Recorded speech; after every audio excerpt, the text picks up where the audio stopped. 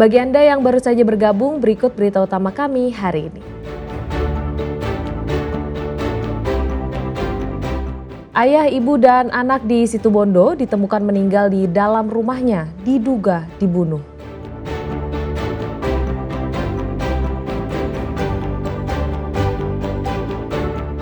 Polda Jatim memanggil dan memeriksa 6 saksi dugaan pengusiran nenek dari rumahnya di Surabaya.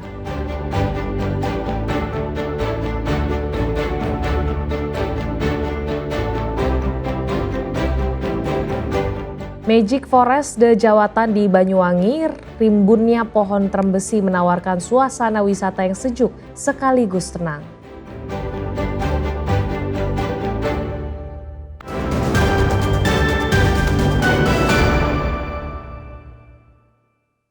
Jenazah satu keluarga korban pembunuhan di Situbondo diotopsi di Rumah Sakit Umum Dr. Abdurrahim. Dari TKP, polisi menemukan sebilah pisau yang diduga digunakan untuk menghabisi nyawa ketiga korban.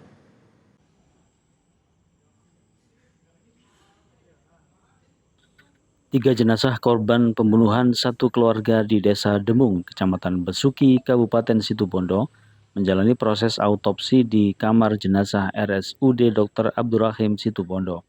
Selain untuk memastikan penyebab kematian, autopsi juga dilakukan untuk mengumpulkan bukti guna memudahkan penyelidikan polisi. Ketiga korban adalah pasangan suami istri Muhammad Hasim, usia 58 tahun, dan Suningsih, usia 38 tahun, serta putrinya Umi Rahmania, usia 18 tahun. Masing-masing korban menderita sejumlah luka sayatan senjata tajam di bagian leher. Selain menunggu hasil autopsi, polisi juga telah melakukan olah TKP guna mengungkap misteri kematian para korban. Dari TKP, polisi membawa sebilah pisau yang diduga digunakan sebagai alat untuk menghabisi nyawa tiga korban. Barang bukti itu ditemukan tak jauh dari tubuh Muhammad Hasim yang ditemukan tewas berlumur darah di kamar mandi rumahnya. Kami tadi sudah melaksanakan olah TKP. Hasil olah TKP itu kemudian kami saat ini kita lanjutkan dengan pelaksanaan otopsi terhadap ketiga korban. Gitu.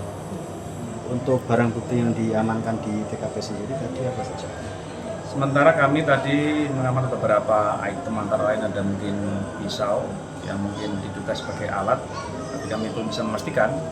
Kemudian juga ada beberapa HP dan kemudian ada CCTV yang dapat kami nanti kaji, mungkin barangkali ada petunjuk-petunjuk di situ. Berdasarkan informasi awal, Muhammad Hasim merupakan juragan tembakau asal Pamekasan, Madura, dan sudah beberapa tahun menikah dengan Suningsih, janda warga Desa Demung, Kecamatan Besuki, Situbondo. Jenazah tiga anggota keluarga itu pertama kali ditemukan oleh Abdur, ayah Suningsih, karena curiga rumah anaknya terkunci pada Minggu pagi. Tommy Iskandar dan Sri Rama melaporkan dari Situbondo. Kecelakaan lalu lintas maut terjadi di jalur Tengkorak, Kota Batu. Sebuah sepeda motor bertabrakan dengan minibus yang mengakibatkan pengendara motor asal Riau tewas di lokasi kejadian. Kecelakaan maut ini terjadi di Jalan Raya Rajek Wesi, Kelurahan Songgo, Kerto, Kota Batu, Minggu petang.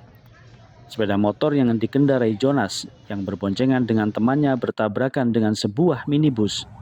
Akibat kejadian tersebut, pengendara motor warga Bengkalis Riau mengalami cedera parah di bagian kepala dan meninggal dunia di tempat kejadian. Sementara penumpang motor dan penumpang mobil mengalami luka-luka dan dilarikan ke Rumah Sakit Bayangkara Hasta Brata, Kota Batu. Peristiwa bermula saat motor Jonas bersama rekannya melaju kencang di jalan menurun, jalur Tengkorak, Kelemuk. Diduga rem motor korban blong hingga melaju tak terkendali dan oleng ke kanan. Di saat bersamaan melaju minibus yang dikendarai Avandi 24 tahun dari arah berlawanan. Karena jarak terlalu dekat, tabrakan tak terhindarkan. Kerasnya benturan mengakibatkan motor korban menancap di kaca depan minibus. Kondisi lalin dari atas itu nggak begitu padat, ada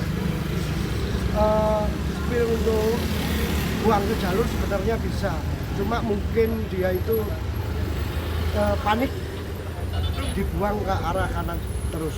Yang pengendara kendaraan roda 2 boncengan atau bagaimana? Kalau yang KF2 boncengan itu korban pengemudi KR2, MD di tempat.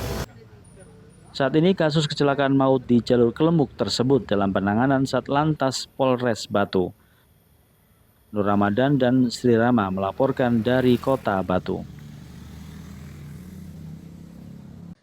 Kasus pengusiran paksa nenek oleh anggota Ormas di Surabaya telah diproses hukum oleh Polda Jawa Timur. Polisi telah memanggil dan memeriksa 6 jumlah saksi dan kasusnya kini naik ke tahap penyidikan. Kasus dugaan pengusiran paksa nenek Elina oleh anggota Ormas dari rumah yang ditinggalinya di Surabaya telah diproses secara hukum oleh penyidik Subdit Renakta Ditreskrimum Polda Jawa Timur.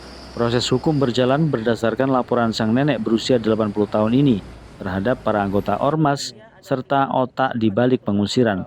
Polisi sementara menetapkan pidana pasal 170 KUHP tentang pengeroyokan dan atau kekerasan secara bersama-sama.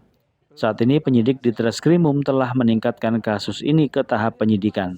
6 orang saksi telah dipanggil dan diperiksa. Mereka adalah pelapor, keluarga pelapor, serta anggota Ormas yang masuk dalam rekaman video pengusiran. Polisi juga menyita 1 buah mobil pickup sebagai sarana yang digunakan untuk mengosongkan rumah sang nenek.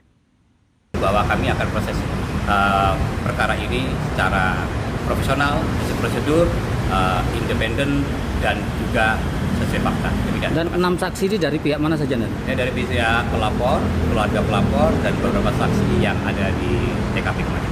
Kepada media, Nenek Elina mengatakan ia dimintai keterangan penyidik terkait kronologis dugaan pengusiran paksa oleh anggota Ormas yang kemudian videonya viral di media sosial, termasuk siapa saja yang berperan dalam kejadian tersebut.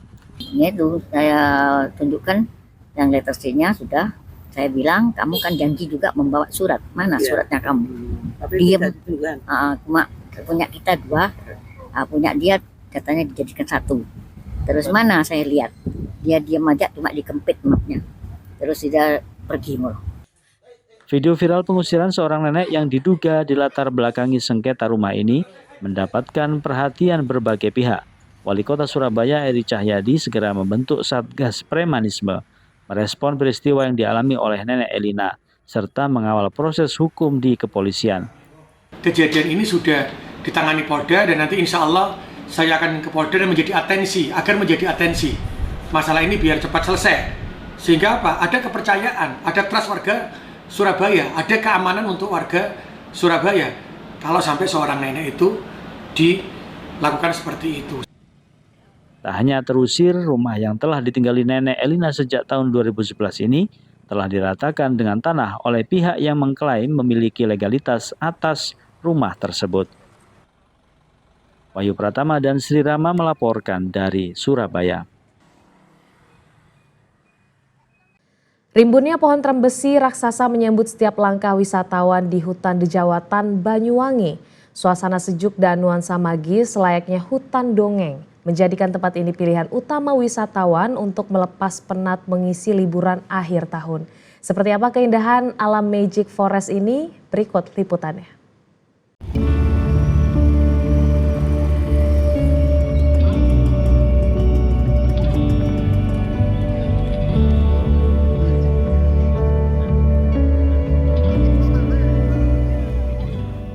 Inilah wisata alam Dejawatan atau yang lebih dikenal dengan julukan Magic Forest, berada di Kecamatan Celuring, Kabupaten Banyuwangi.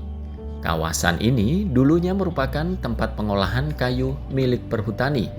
Kini Dejawatan bertransformasi menjadi destinasi wisata alam unggulan yang memikat ribuan wisatawan dari berbagai daerah di Indonesia.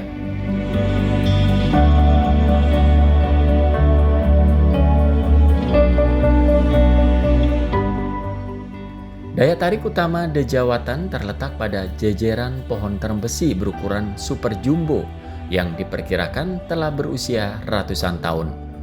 Kanopi pohon yang rapat menciptakan suasana sejuk, tenang, dan terasa magis.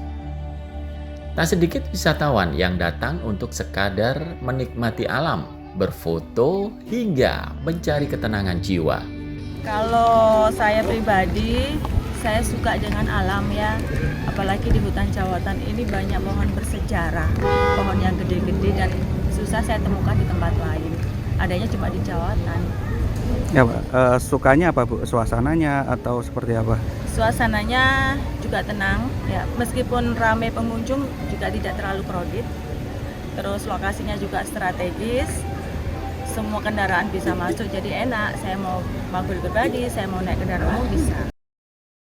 Selama libur Natal dan Tahun Baru tercatat sekitar 14.000 wisatawan telah mengunjungi Dejawatan.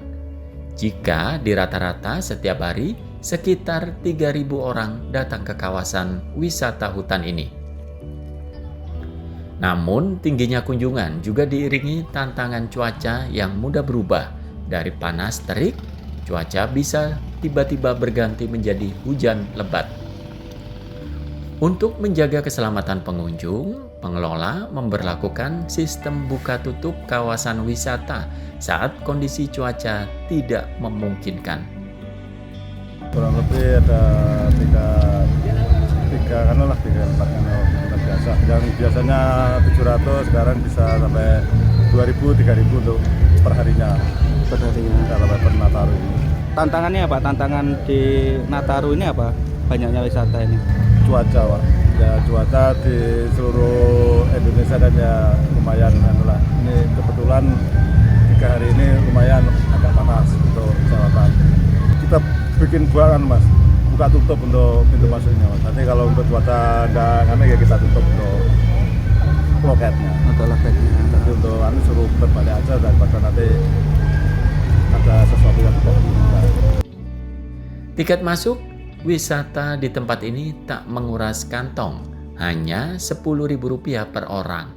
Wisatawan yang datang ke Jawatan kebanyakan berasal dari berbagai kota besar di Indonesia, di antaranya Jakarta, Bandung, Semarang, hingga Denpasar, Bali, dan Surabaya.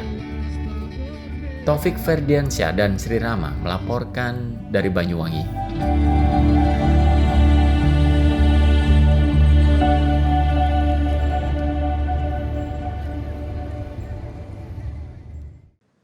Ya, informasi tadi mengakhiri jumpa kita di Berita Jawa Timur. Jangan lupa pastikan Anda subscribe channel YouTube Liputan 6 SCTV Daerah. Atas nama rekan yang bertugas, saya Priscilia Claudia mengucapkan terima kasih atas perhatian Anda. Selamat beraktivitas dan sampai jumpa.